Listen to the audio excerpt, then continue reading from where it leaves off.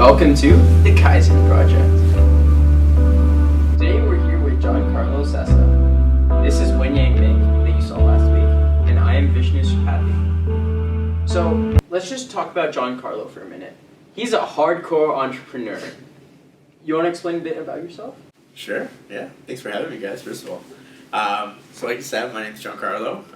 Right now, I'm one of the co-founders of a company called Blade Filters. At Blade Filters, we've created the world's first zero-waste carbon filter.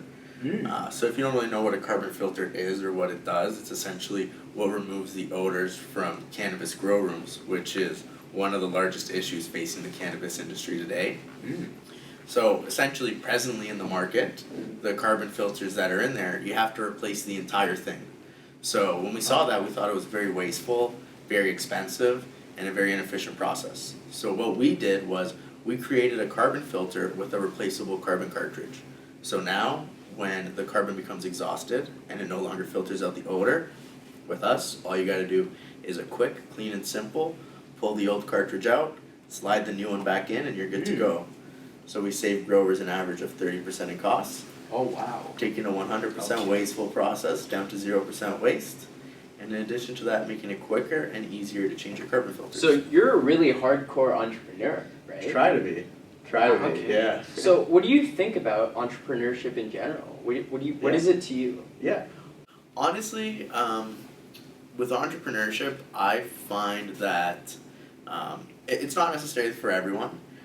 You gotta love to do it. You gotta love to grind. It's not an easy process. For me, when I was starting out my company, and my other companies too, because this is my first one, what I enjoy is I have a passion for taking something, turning it from nothing, and building it up. Wow. Yeah, I love that thrill. Yeah, yeah. So just seeing what you can build and seeing how far it can get. So when we started this 2 years ago, it was literally nothing. And looking at it now, all the stuff that we've done, all the people that we've met, that's what I find joy in, and that's why I love doing this thing. Who are your partners? So I have two partners in this company. They're actually brothers. Oh. So I'll tell you a little about the story about how we actually started. Okay, everyone loves a story. Let's go. So yeah, I love telling stories. So basically, 2 years ago, so my two partners are Aiden and Joe. So like I said, they're brothers. So Joe, 2 years older than I am, he's a chemical engineer. Okay. Now Joe, to deal with the stress of engineering, loves to grow tropical plants. Not cannabis. It's not. It's not as organic. So he actually loves to grow tropical plants. So like lychees, all that kind of stuff. Now in Canada, you can't grow that stuff all year long. Right? Just because of the weather gets cold and the lack of light. So he decided, you know what, I need to buy a growth locker so I can grow these fruits all year long. Okay. Now, he saw the price of the grow locker, and being a student, he's like, all right, can't do that, can't do that, no. So what he said was, you know what, I'm an engineer, let me design one, let me build it.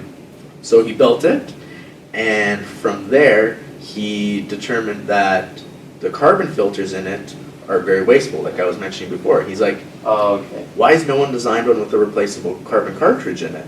And he asked his friends, who were also growing it at that same time, and he said, is this a problem you guys face? They're like, yeah. So he's like, and no one's ever thought about doing it? And they're like, no. So he's like, huh, okay. So that's when he messaged his brother, who goes to Schulich with me. And he's like, hey, I have an idea, this is what it is. So his brother Aiden came to me, because we were working on a couple things together, and he's like, this is the idea, this is what it is, this is what we're thinking like we can do with it. And I'm like, sounds good, like, wow, let's do it, let's get it going. Yeah. When was this, by the way? So this was 2.5 years ago. So I was just finishing second year of university. What are you studying? Business. So I went to the Schulich School of Business at York. So I majored in accounting and finance. Kind of pretty different from what I'm doing now, but I'm still on that track, so that's what I finished with. Wait. Yeah. You seem to have a lot of stories, so why not let's just go back to the beginning. Maybe at start around high school age. Yeah, definitely. Do you have any interesting experiences or something that you want to share with us? Yeah, definitely. So in high school, still the same thing. I was always had that entrepreneurial mind with me. It actually goes from even before that. Oh. When I was in elementary school, starting those little lemonade stands on the corner. But we didn't just have a regular lemonade stand. We actually made pina coladas and all that kind of stuff. Yeah. So it was always from back in the day. Yeah, always got to hustle, right? But in high school, so I was actually part of JA as well in high school, company program. So Lynn Gonzalez, who was the manager of the company program at that time, Okay. she actually went to my high school. So she came back and she was kind of like getting me involved with it, like telling me what it was about, and I'm like, you know what? This sounds like That's pretty pretty cool, great yeah. program, yeah. So I did it in grade 11, first time. Our company, we made heat mugs. So it's those mugs where you pour something hot into it and it changes like the design on it and like the color comes out. That's pretty cool, yeah. It seemed cool, right? Until we didn't make any money. But it's cool. It was fine, whatever. Honestly, the more you can learn from your failures, the better you are in the future. So you take those mistakes, and that's what I did. I took the mistakes that we made and looked at it. All right, next year we're gonna change it up again a bit. We're gonna do something different. See what we did wrong, turn it around. So just in J8 in general, did Yep. you find any problems or anything that was really hard that you think is a big problem for most entrepreneurs? Just in 11th grade itself. Yeah, I think it's a matter of staying organized and balancing everything you're doing. I'm sure you guys know what it's like running this podcast and trying to balance it with all your exams and everything. You have to have set times for everything. It's nothing compared to what you're doing, though. Oh, no, trust me, it is. You have to stay really organized and on top of your stuff and get everything done when you want to. You gotta have a passion for it too, like I said. That way it kind of drives you to do it. With that being said, though, what is like, how do you organize like your day, like the time and schedules and stuff, right? Because talking about. Yeah. So what I do to stay organized and ensure everything's kind of set with me is I like to have at night like a little nightly routine. So what I'll do is I'll kind of like go through my day, what we did, what went well, what didn't, and also start planning out the next day. Do you keep a notepad on like your bed? I do. I have one in my bag with me at all times. I have one at home, just on that note, stay organized, right? Even online. Google Docs, Google Docs, yeah. Google Calendar, all that kind of stuff. But essentially what I like to do is I'll plan out what I need to get done the next day. That way I can really stay organized and ensure that I'm hitting all my marks. I see. Yeah. Okay. Wow. That sounds like a really rough schedule. Well, what happens when you like wake up though? Like, what do you do then? Yeah. So honestly, for me, morning routines are huge. I've gotten into that, I would say, for the past year or so, and I think that's really helped me with staying motivated, being positive too, having a positive outlook on the day, and I think that really helps me start my day on a positive note, and it kind of sets the trail for the rest of the day. So is your daily routine always the same? More or less, I like to keep it the same, but if it doesn't stick intact with like different things that are going on, then you can't really let that ruin your day. Yeah. Because I know that happens for some people. Yeah. But essentially, like I'll tell you a little bit about my morning routine. So what I like to do every day is I wake up between 4:45 to 5 a.m. Wow. Yeah, I like to get up early. I've always been like that, and it was funny because like I said, I've always been like that, and then I started reading these books, and I'm like, This sounds like me. I'm like, am I doing something right? So I like to start my day between 4:45 and 5.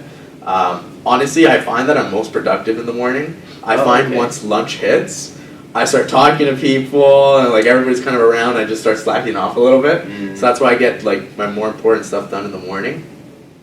So basically, what I do is wake up at 5. Let's say I usually go to the gym for a little while. I've been getting into meditation a little bit.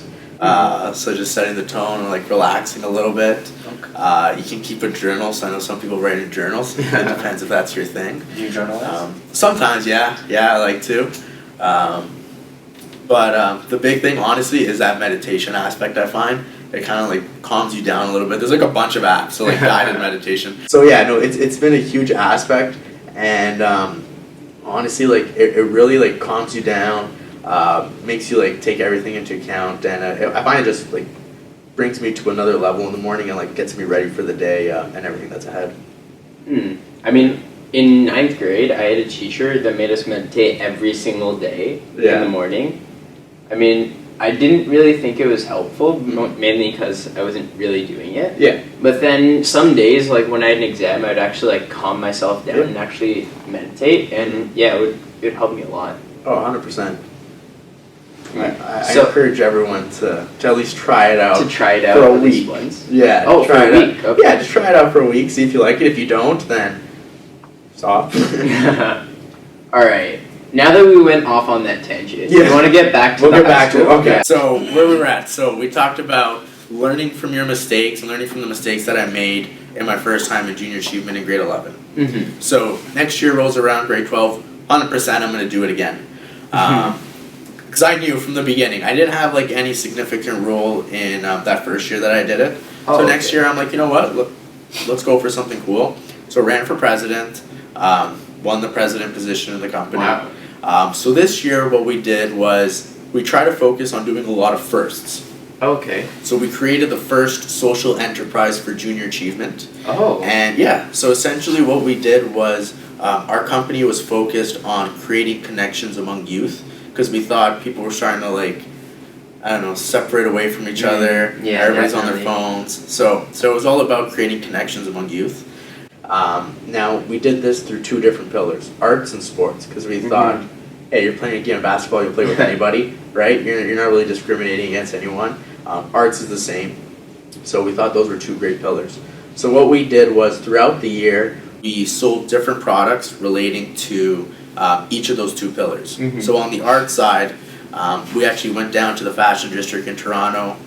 We bought supplies to make blanket scarves. This is when blanket scarves were like a huge craze, and it was like really starting out. So that was what we sold on the art side. On the sports side, we sold shirts that said, "It's not just a game, it's reality." Oh wow.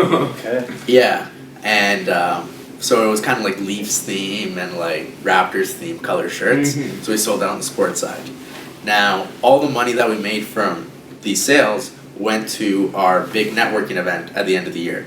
Oh. The whole connection. You didn't keep the profits? Right? So we did keep profits, but a lot of the money went towards that event. So like getting the space, doing all that kind of stuff. So at this networking event, which was called Strong Connections, Stronger World, so that was what it was called. We had a panelists with people who were like who made careers in the arts industry, sports industry.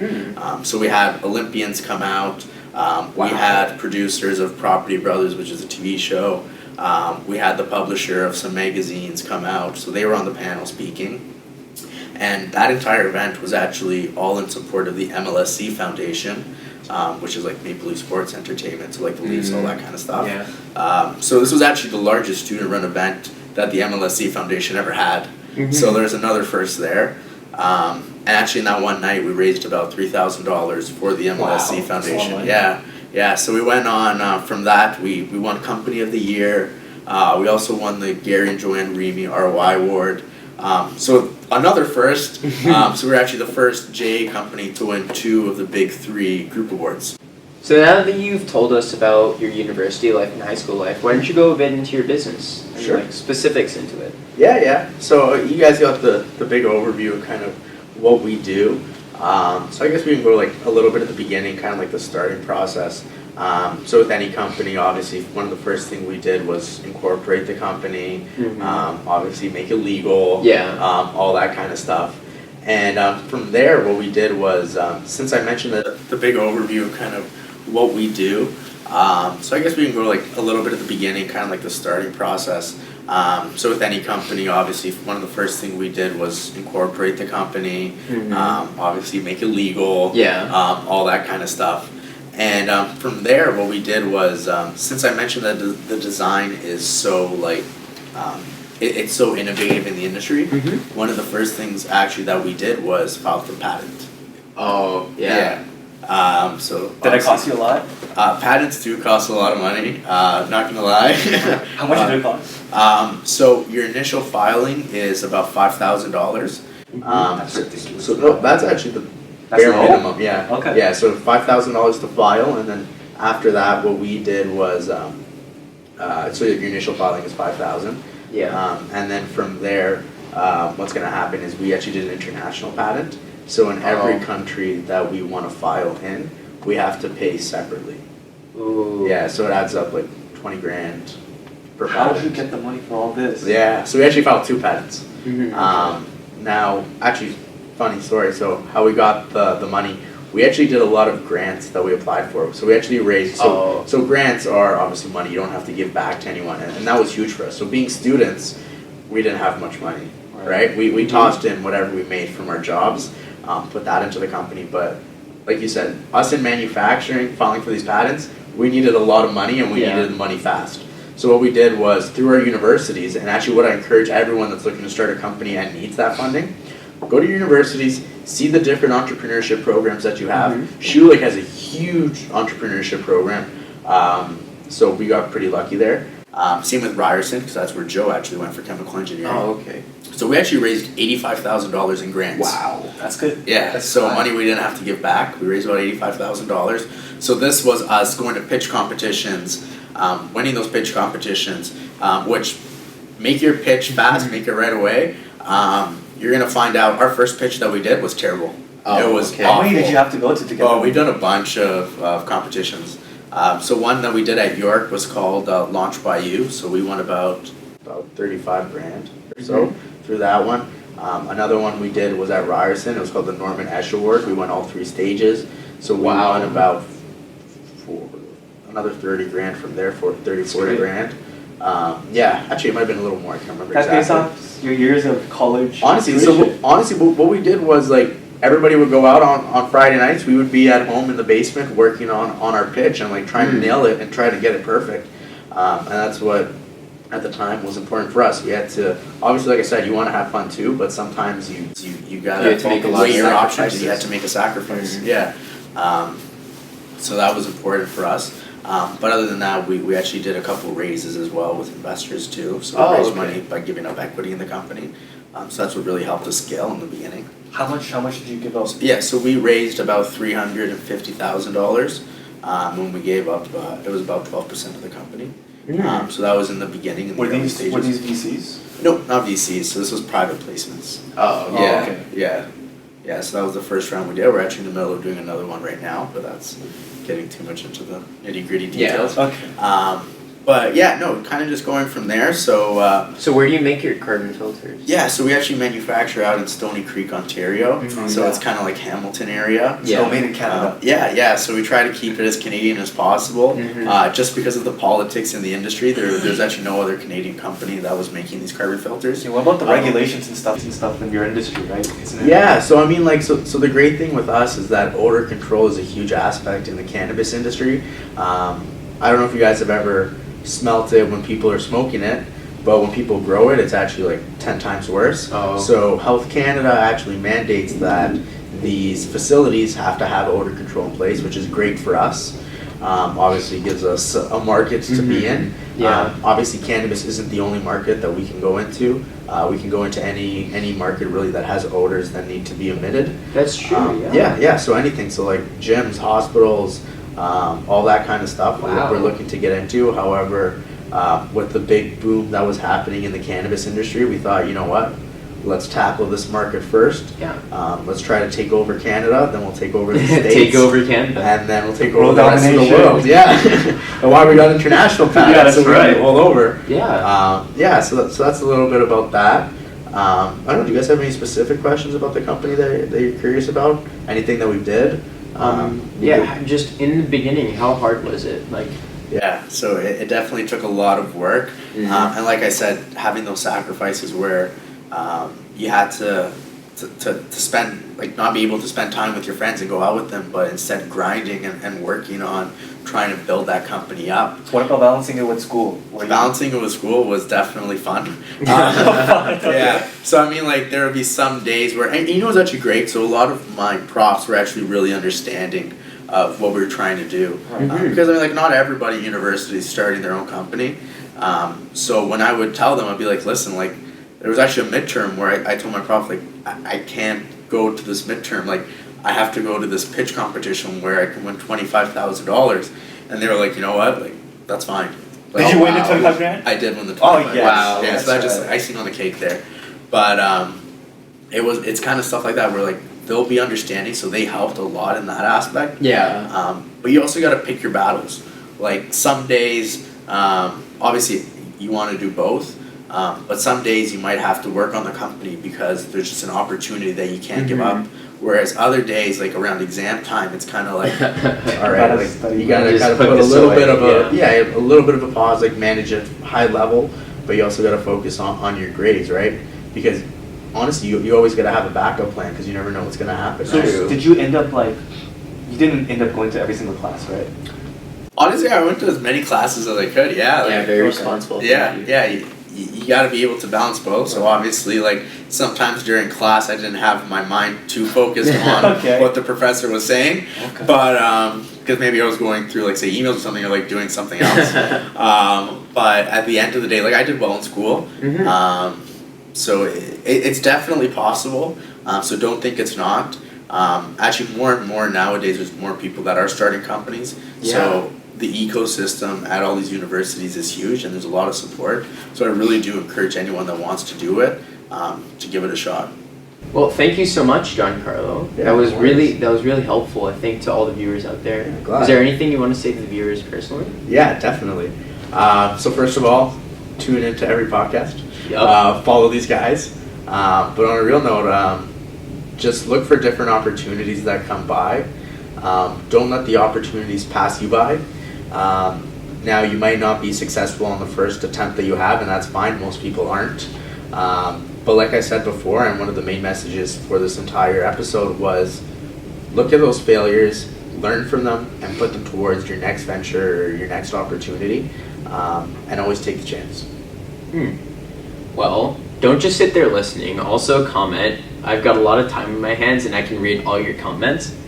And so, yeah, if you want to ask Giancarlo some questions, we can also get some responses from him. But yeah, just before we leave, we want to send out a big shout out to all you viewers who are listening. If you have any questions or want to have a future topic specifically, make sure you comment about it, and we will try to incorporate it. Remember to share this podcast with anyone and everyone. It could really help them a lot, especially give them support and help new entrepreneurs and show them what to do. Stay tuned to every week, and you'll hear about different events going on in different times and different people's perspectives, like Giancarlo. Anyway, catch you all next time. Bye. Bye-bye. Bye.